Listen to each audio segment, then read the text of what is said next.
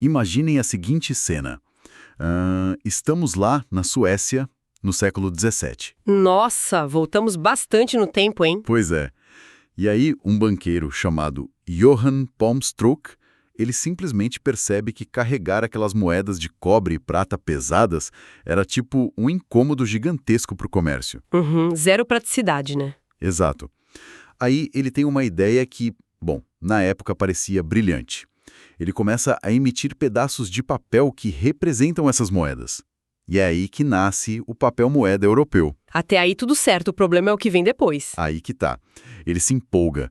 Ele começa a imprimir e emprestar muito, mas muito mais notas de papel do que a quantidade de metal que ele realmente tinha guardada no cofre. E a população sempre percebe, né? Com certeza.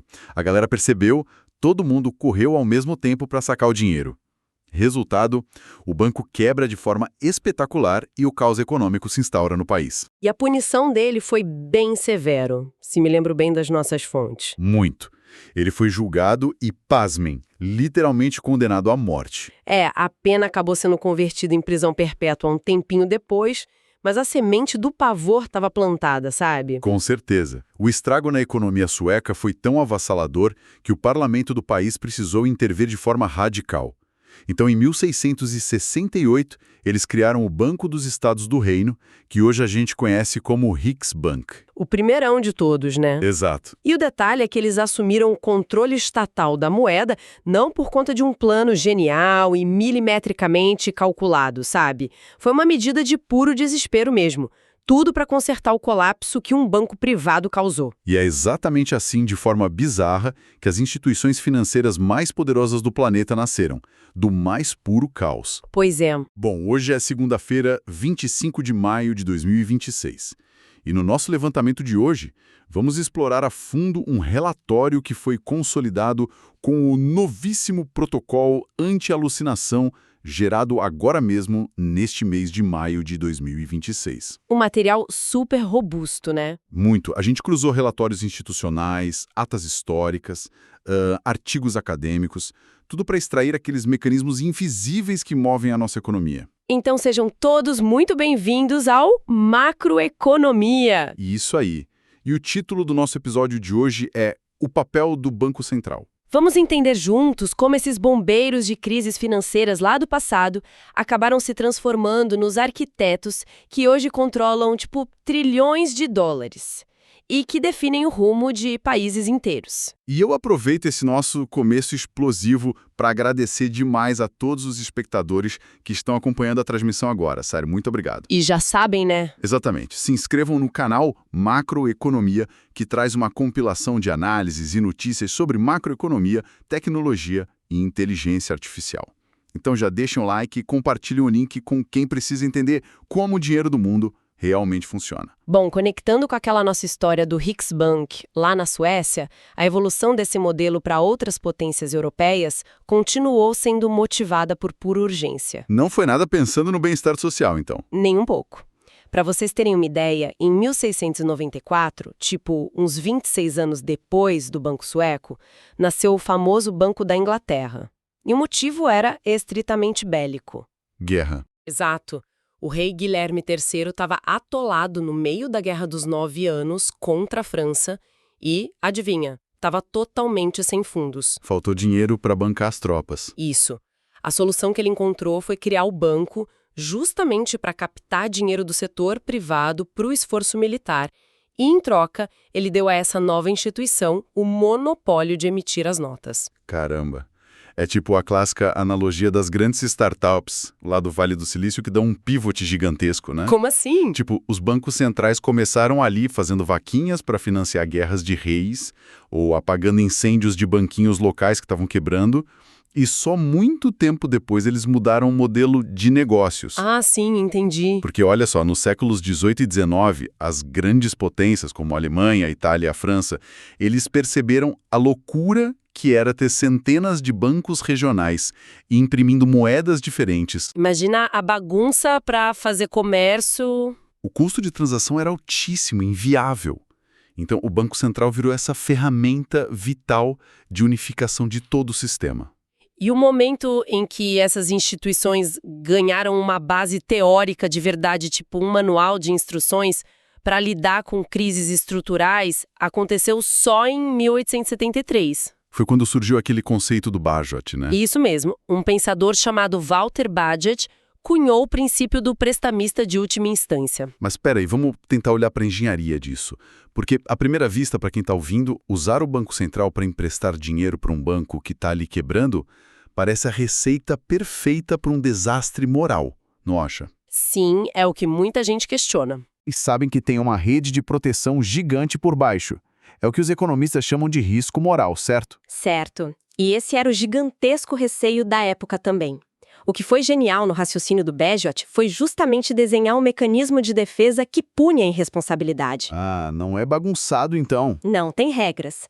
Ele estabeleceu que em momentos de pânico, tipo quando as pessoas correm para sacar os depósitos e o sistema todo ameaça ruir, o Banco Central tem que agir agressivamente, mas seguindo 3 pilares. Quais seriam? Emprestar livremente, ou seja, não deixar faltar liquidez. Mas, e aqui está o pulo do gato, a taxas de juros punitivas. E, por último, apenas contra garantias sólidas. Entendi. A lógica, então, é que o Banco Central não está lá para fazer caridade para o banqueiro falido. Zero caridade. Ele injeta o dinheiro só para o banco não falir de uma vez e não arrastar a economia inteira junto naquele efeito dominó que a gente conhece. Mas ao cobrar uma taxa de penalidade que é muito acima da praticada pelo mercado, ele garante que o banqueiro sinta uma dor severa no bolso. Assim, o cara só vai pegar esse empréstimo se for, tipo, situação de vida ou morte mesmo. Perfeito. E a parte das boas garantias significa que, olha, se o banco afundar mesmo com ajuda, pelo menos o Estado fica com ativos reais para tentar cobrir aquele rombo. Muito inteligente. Demais. E o alvo final dessa estratégia nunca foi proteger o acionista do banco. A missão é blindar as indústrias, proteger os trabalhadores e segurar o sistema de pagamentos para evitar um choque sistêmico. E isso acabou se tornando a espinha dorsal de como essas instituições atuam até hoje.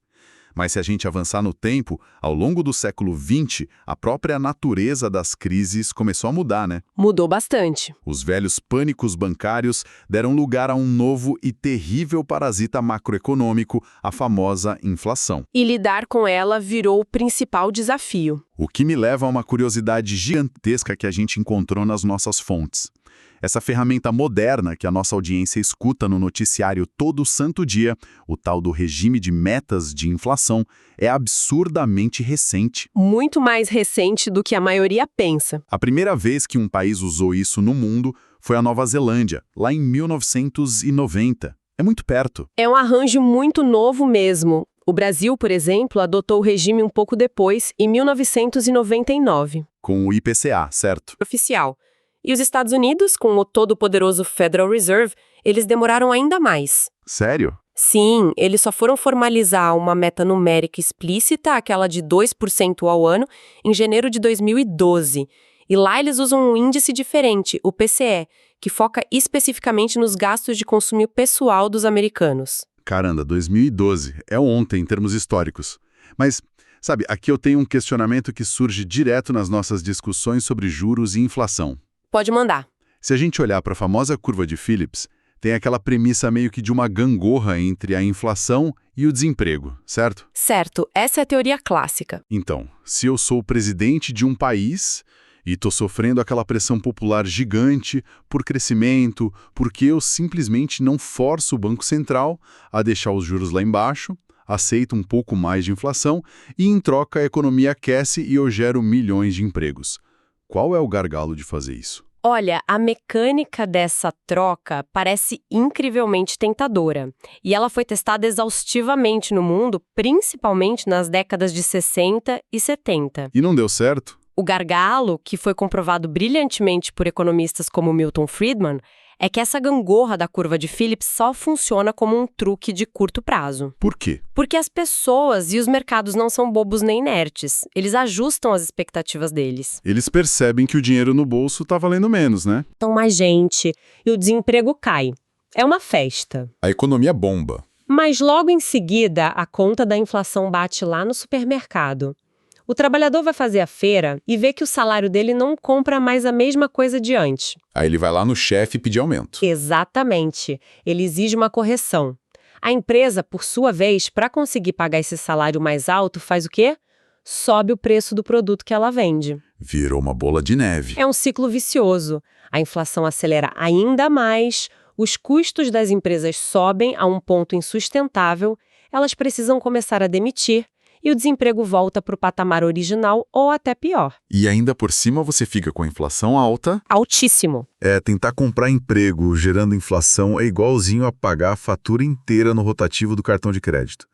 É gostoso na hora, mas uma hora os juros compostos vão simplesmente destruir o seu orçamento. Uma ótima analogia. E tem um outro complicador mecânico nessa pilotagem da economia, que as nossas fontes chamam de defasagem monetária. Esse é um ponto crucial. Porque quando o Banco Central aperta o botão lá e decide subir os juros hoje, o crédito não fica mais caro instantaneamente em toda a cadeia produtiva no mesmo dia, né? Longe disso. Os contratos demoram meses para serem renegociados, as contratações não param do dia para a noite, tem um intervalo aí. Tem um atraso enorme na transmissão desse comando.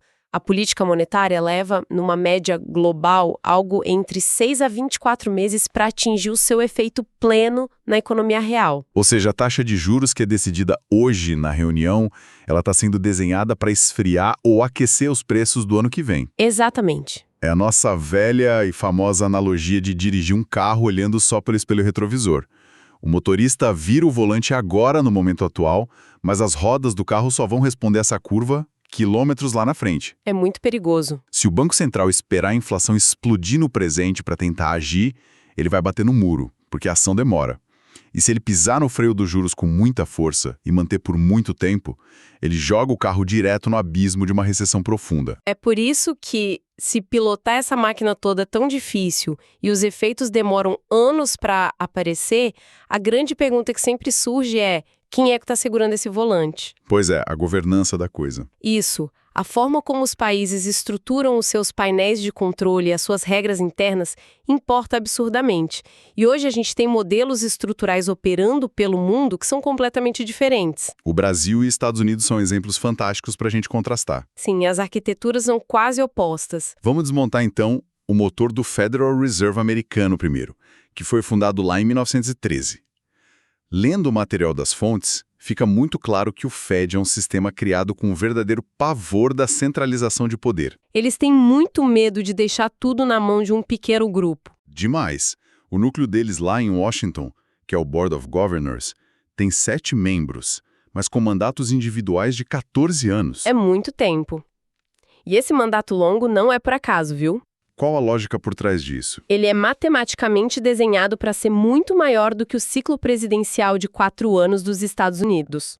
Isso garante que nenhum presidente consiga aparelhar todo o conselho de uma vez só durante o seu mandato. Uma blindagem técnica. Além disso, para diluir ainda mais o poder, o sistema conta com 12 bancos regionais totalmente independentes, cobrindo o país inteiro, indo lá de Boston até São Francisco. E sobre a missão principal deles? O comitê que decide os juros, o FOMC, ele não tem aquela mesma missão única de só combater a inflação que a gente vê na maioria dos países? Não mesmo. A lei deles é diferente. E o nível máximo de emprego. É um malabarismo super complexo equilibrar essas duas coisas. E como é o contraste com a nossa casa aqui? Já no Brasil, a estrutura que foi criada a partir de 1964 é de natureza totalmente diferente e, acima de tudo, altamente centralizada lá em Brasília. Tudo no mesmo lugar. Isso. Não temos instâncias regionais com poder de voto autônomo sobre a taxa de juros, e o nosso sistema é dividido em camadas muito claras de hierarquia. Onde primeiro o Conselho Monetário Nacional, o nosso CMN, que tem a forte presença de ministros do governo, é ele quem determina qual vai ser o alvo numérico da inflação. Eles dizem a meta é X. Certo. Mas quem de fato pilota o volante e decide se a nossa taxa Selic vai subir ou descer para atingir esse alvo do CMN é o Copom, que é composto pelo presidente do Banco Central do Brasil e os seus 8 diretores. E o grande divisor de águas aqui no Brasil, que mudou bastante a dinâmica, aconteceu super recentemente, com a Lei Complementar 179 de 2021. A famosa lei que formalizou a autonomia do BCB. Exato. O mecanismo principal que essa lei instalou foi o de mandatos fixos de 4 anos para a diretoria, mas mandatos que não são coincidentes com a eleição presidencial. Como assim, na prática? Na prática, o governante que assume o poder executivo obrigatoriamente vai conviver nos primeiros anos de mandato com o presidente do Banco Central que foi indicado pela gestão anterior. Ah, isso cria um atrito, mas força uma transição mais suave. Instituiu um mandato claríssimo e, diferentemente do Fed, em formato de escada. Uma prioridade número 1. Isso, a prioridade indiscutível do nosso Banco Central é combater a inflação. Apenas de forma secundária, e desde que isso não atrapalhe a estabilidade dos preços, o banco deve buscar estimular o pleno emprego. Então, fazendo um paralelo rápido para quem está ouvindo a gente, o Fed americano, pelo que a gente vê, é estruturado quase como uma rede de franquia, sabe? Uma boa comparação. Os 12 bancos regionais estão lá para servir como um contrapeso gigantesco para garantir que Wall Street não impõe as suas vontades sozinha, lá de Nova York, protegendo o que eles chamam de Main Street, que é o interior industrial e agrícola deles. Perfeito. Já o nosso Banco Central do Brasil funciona muito mais como uma engrenagem de sede corporativa unificada, desenhada para ter uma execução super ágil, padronizada e ditada lá de cima para baixo de Brasília. E essa arquitetura legal, especialmente quando a gente entra no debate sobre tirar o controle direto da taxa de juros das mãos dos políticos eleitos, ela gera uma discussão teórica extremamente profunda. Com certeza. A própria ciência da economia tem estudos que são muito bem consolidados e defendem ambas as direções sobre essa autonomia. E analisando exatamente as evidências empíricas que a gente tem citadas nas fontes de hoje, qual é a mecânica argumentativa do grupo que defende a autonomia total contra a visão daqueles que apontam os riscos e falhas desse modelo? Clássica, que é liderada por grandes nomes como Alesina e Summers, eles demonstram com dados estatísticos que a autonomia legal reduz sim os níveis crônicos de inflação de um país. E qual a lógica? O raciocínio central é que a política monetária precisa ser blindada das chamadas tentações eleitorais. Ah, o sigilo político. Exato. Imagina um governo que está buscando a reeleição. Ele tem um incentivo gigantesco para forçar uma queda artificial dos juros ali no curto prazo, meses antes da votação, só para dar aquela sensação de que a economia está voando. Mas aí a bomba inflacionária estoura no colo do próximo mandato, né? Precisamente. E a autonomia serve como uma trava mecânica contra esse ciclo perverso. Esse é o argumento da blindagem técnica, mas tem também aquela escola de pensamento fortíssima que vê sérios problemas na questão da representatividade dessa decisão, não é? Tem sim, e são críticas muito fundamentadas. Intelectuais de peso, como o prêmio Nobel Joseph Stiglitz, focam num alerta sobre o que eles chamam de déficit democrático. E como funciona essa crítica? Eles argumentam que o mecanismo da taxa de juros afeta de forma brutal e direta o custo das hipotecas da população, o nível de desemprego, a dificuldade de abrir um pequeno negócio e até distribuição de renda num país. Afeta o bolso de todo mundo, todo dia. Pois é.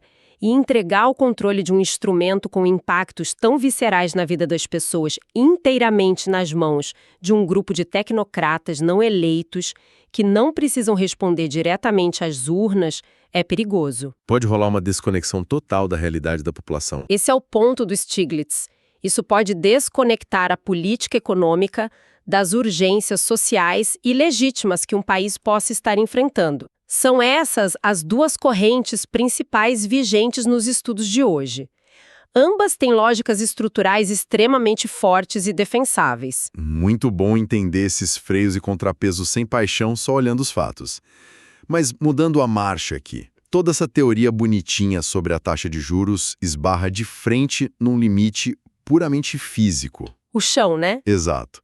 A gente falou de subir os juros para conter a inflação e baixar os juros para aquecer a economia. Mas o que acontece quando uma crise é tão absurda, tão devastadora, que você reduz os juros até eles chegarem a zero e o motor da economia simplesmente não liga de jeito nenhum? Aí nós chegamos no assustador Zero Lower Bound, que é o limite inferior de 0%. É o momento em que a política monetária tradicional entra em curto-circuito total. E nós já vimos isso acontecer na história. Infelizmente, sim. Lá na Grande Depressão de 1929, por exemplo, o Fed simplesmente travou. Não sabiam o que fazer. Vários economistas documentaram que eles cruzaram os braços e deixaram a liquidez sumir dos bancos. Eles não agiram como aquele prestamista de última instância que o Bagehot recomendou. E o resultado foi transformar um choque de mercado numa miséria global que durou uma década inteira. Mas felizmente a engenharia econômica evoluiu muito desde então, né?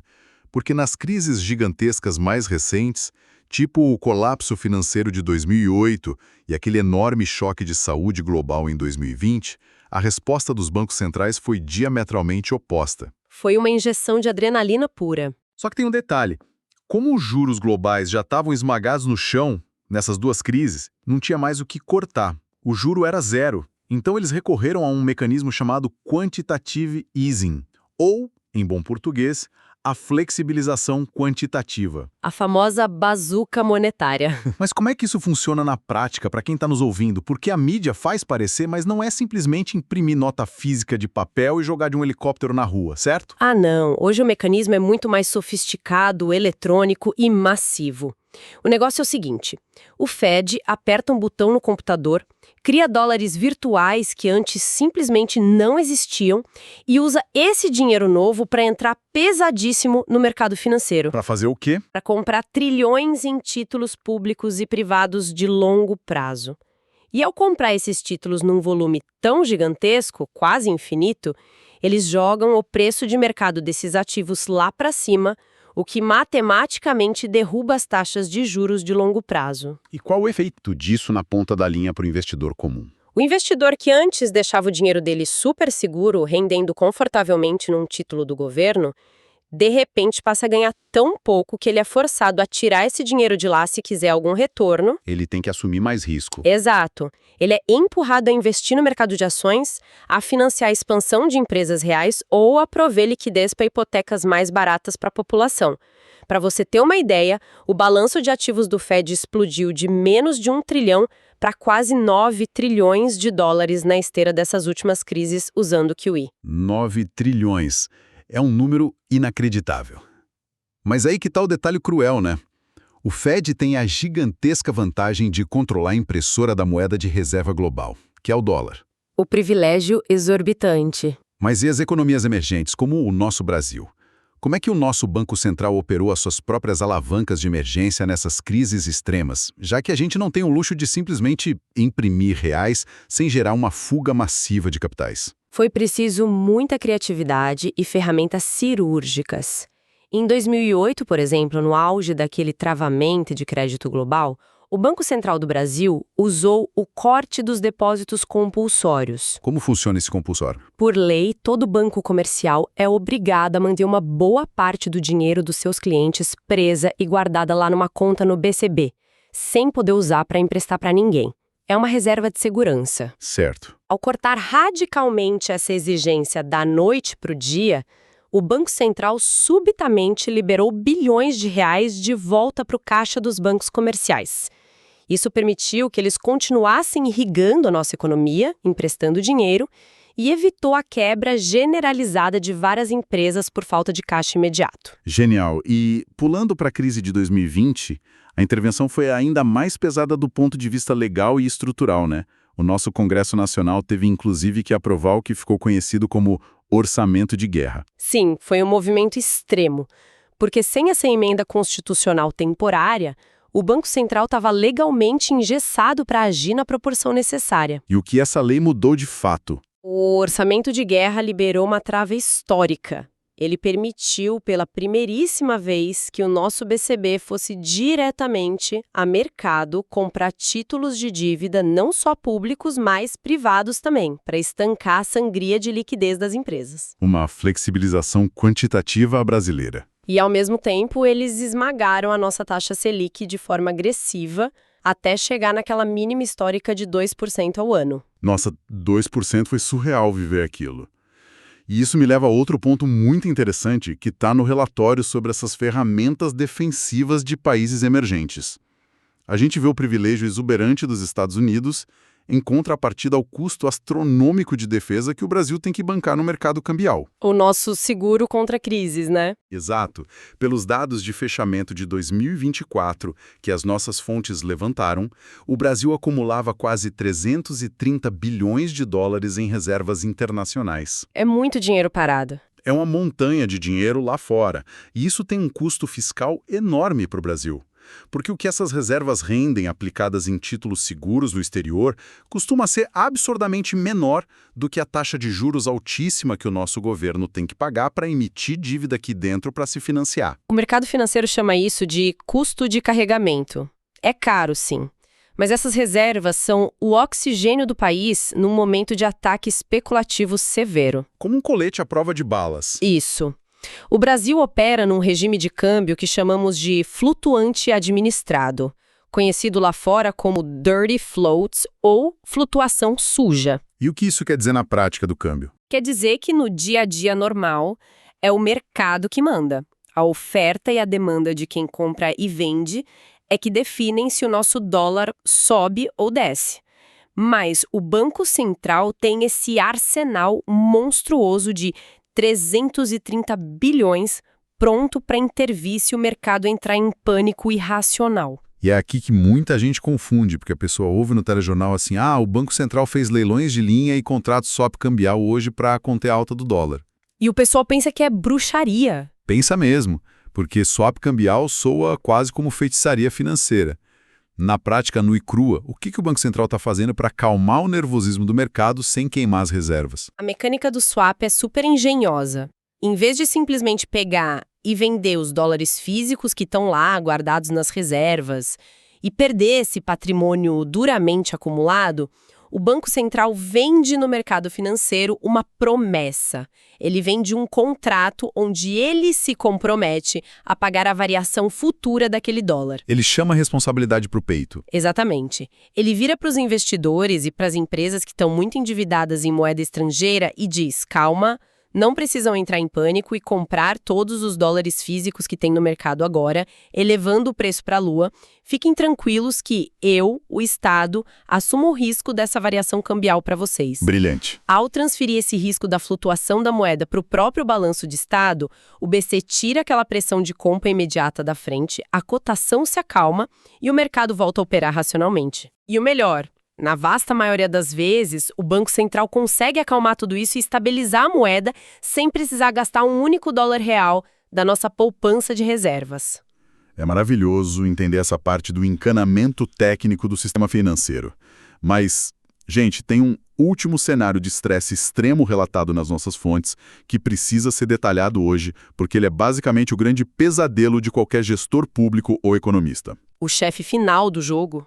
É o conceito chamado de dominância fiscal, que foi elaborado academicamente pelos professores Sargent e Wallace. Explica para a nossa audiência qual é o mecanismo fatal por trás disso. A dominância fiscal é, resumidamente, o colapso final e absoluto daquela separação teórica que deveria existir entre a política monetária do Banco Central e a política orçamentária do governo. Como que ela é ativada? O mecanismo fatal funciona assim. Imagine um cenário onde um governo gastou de forma tão descontrolada por tantos anos que ele acumulou uma dívida pública de dimensões colossais, insustentável. E, ao mesmo tempo, os preços começam a subir e a inflação começa a disparar na economia. Bom, a regra de ouro do manual a gente já sabe.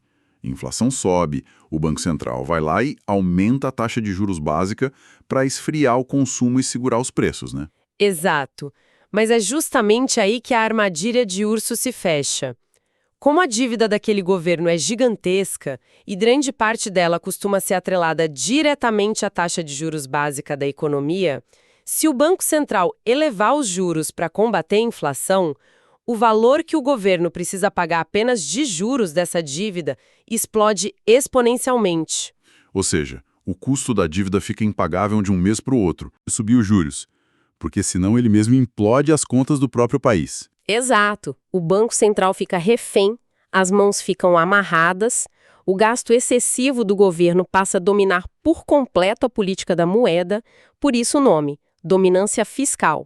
E qual o desfecho desse cenário terrível? A consequência drástica final é que o mercado financeiro entra em pânico, para de comprar os títulos de dívida desse governo e a única saída que resta para evitar o calote oficial é o próprio Banco Central ser forçado a emitir dinheiro novo puramente para financiar os buracos do Tesouro. E a gente já sabe o que acontece quando se imprime dinheiro para cobrir rombo do Estado. Invariavelmente, isso ativa o mecanismo mais brutal da economia, a hiperinflação. Esse é documentado nas fontes como o pior cenário possível de colapso de governança. É fascinante e, honestamente, assustador ao mesmo tempo. A gente passou lá da fundação desesperada na Suécia, onde emitir papel gerava pena de morte, aí exploramos a engenharia da curva de Phillips e chegamos aos bastidores das intervenções através de coisas como o quantitative easing e os swaps cambiais. Uma jornada completa. Demais. E isso tudo me deixa com um último pensamento super provocativo para quem está acompanhando a gente. Porque olha só, os bancos centrais evoluíram de lastrear o ouro para emitir o papel impresso moderno. Certo. Depois desse papel impresso, eles pularam para aqueles bilhões de dólares puramente eletrônicos que são movidos nas compras do QE. E hoje, os documentos oficiais das nossas fontes mostram que essas mesmas instituições correm desesperadamente para desenvolver as CBDCs, que são as moedas digitais governamentais, além de testarem exaustivamente novas tecnologias envolvendo criptoativos. É o próximo passo lógico. Pois é.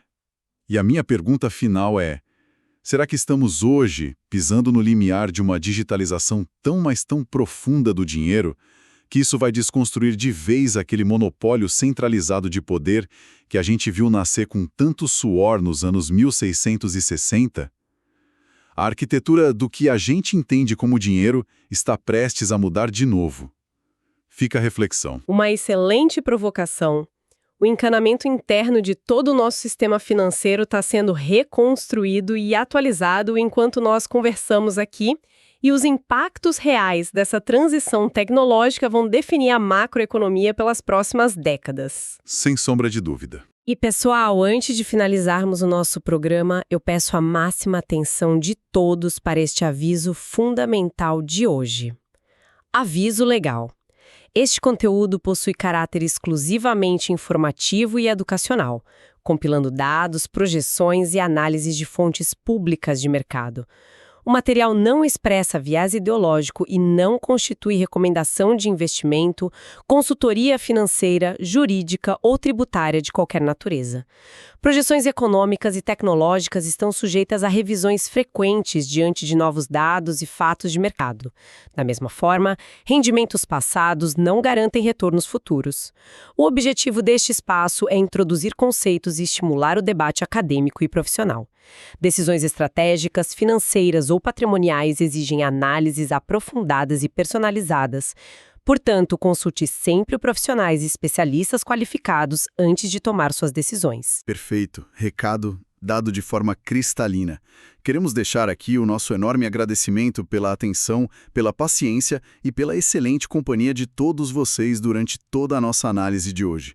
Desbravar essas entranhas da economia não é uma tarefa simples, a gente sabe, mas entender as regras do jogo financeiro é essencial para qualquer um de nós. Com certeza. Nós agradecemos demais pela participação e audiência de vocês. O vasto universo da macroeconomia, quando ele cruza com essas novas tecnologias e com a inteligência artificial, ainda tem camadas profundíssimas que nós precisamos explorar juntos nos próximos programas. Estão todos super convidados para as nossas próximas análises detalhadas. Esse foi o Macroeconomia IA de hoje. Ficamos por aqui e vocês fiquem bem e atentos às nossas novas transmissões. Se inscrevam em nosso canal, acessem os links e sigam Macroeconomia IA nas redes sociais. Tchau! Tchau!